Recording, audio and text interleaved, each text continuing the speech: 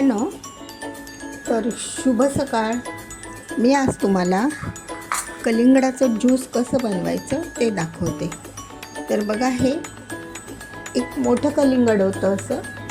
असं लाल पिकलेलं छान कलिंगड घ्यायचं आणि ते गोड पण असलं पाहिजे. तर ते ओळखायचं कसं? ते पाठीमागे ना एक पिवळा डाग असतो बघा, मग ते कलिंगड चांगलं असतं साधारणपणे.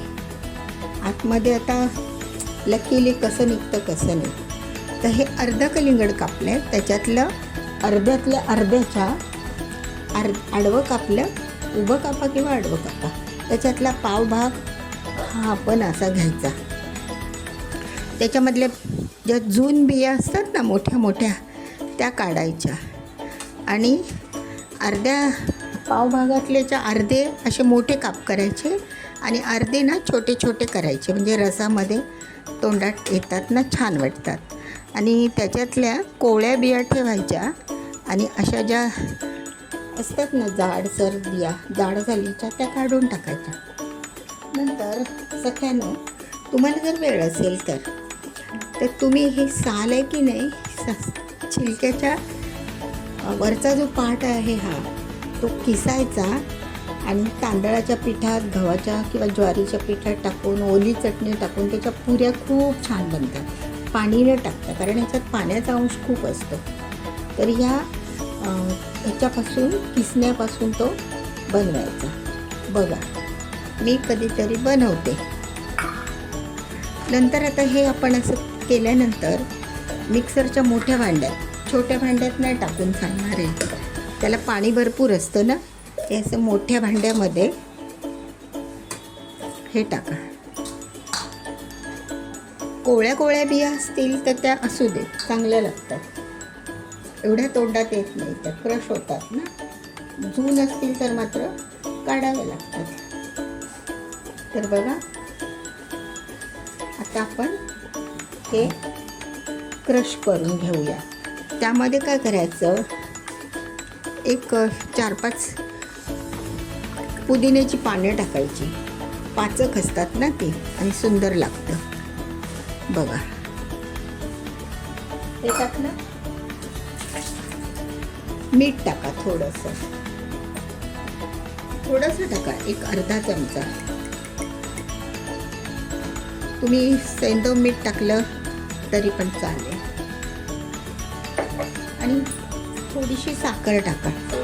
ज्यूस म्हटल्यावरती ते पानसट लागेल ना, म्हणून थोडीशी साखर, अगदी 2 चमचे, छोटे 2 चमचे.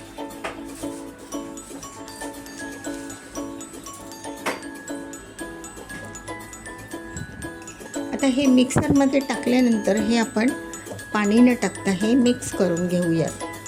आणि मग हे बघा,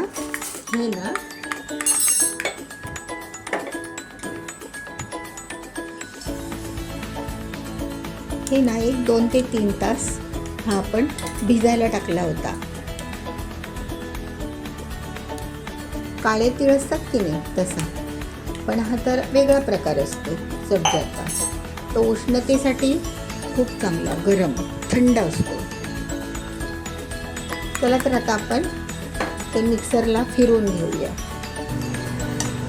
मैत्रिणींनो, बघा, आपला हा असा आता ओरिजिनल हा कलिंगडाचा रस झालेला आहे. त्याच्यामध्ये छोटे छोटे तुकडे राहिले तरी पण चालतील, चांगले वाटतात ते रस पिताना. हे बघा, जेव्हा आपण ज्यूस पितो ना तेव्हा. बघा, तर हा आपला ओरिजिनल आहे, ओरिजिनल कलिंगडाचा ज्यूस. तर आता आपण काय करायचं, गाईचं दूध घ्या थोडंसं, तुम्हाला क्वांटिटीप्रमाणे. त्याच्यामध्ये हा ज्यूस टाका. ते थोडंसं गोडसर पण असतं ना दूध, त्याच्यामध्ये हा ज्यूस टाका. आणि आपण जी छोटी छोटी कापून ठेवलेली होती की नाही, ही तुकडे, ते टाका. झाला आपला ज्यूस तयार. हवं तेवढं टाका, म्हणजे जेव्हा जसं क्वांटिटीप्रमाणे. आणि सगळ्यांनो, आता त्यामध्ये आपण हे सब्जाचं बी टाका. 1 चमचा 2 चमचा असं टाकायचं. खूप छान असतं ते, पौष्टिक शरीराला. दिवसातून 1 वेळ तरी 1 चमचा सब्जाचं बी खाल्लं पाहिजे. एवढं चांगलं. बघा कसं सुंदर झालं आहे ना, कलर पण छान आला आहे, पिंकिश कलर असा वेगळाच कलर आला बघा. कोण म्हणणारच नाही हे कलिंगडाचं ज्यूस आहे. कसं वाटलं सख्यानो ज्यूस? कलिंगडाचा ज्यूस कसा वाटला सख्यानो? आवडल्यास कमेंट करा. बघा हा ज्यूस असा सुंदर वाटतो ना, पिताना पण छानच वाटतो तो ग्लासामध्ये. आणि पौष्टिक आहे हा, उन्हातून पिण्याचा. आता उन्हाळ्यामध्ये छानच वाटतं. त्याच्यामध्ये सब्जा बी मात्र नक्की टाका. सब्जा बी टाकल्यामुळे तब्येतीला पण चांगलं, उष्णता ते खेचून घेतं ना, म्हणून. बघा एकदम सोपी रेसिपी आहे, करून बघा.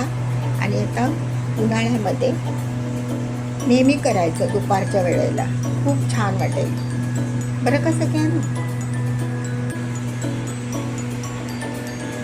सख्यानो, बघा आता मी हा असं ग्लासामध्ये सर्व केलेला आहे.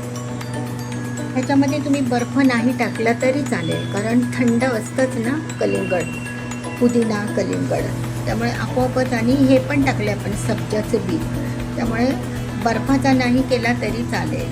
तुम्ही असा साधा दुधातून द्या, गाईच्या दुधातून. ठीक आहे सगळ्यांना? बघा कसा वाटला.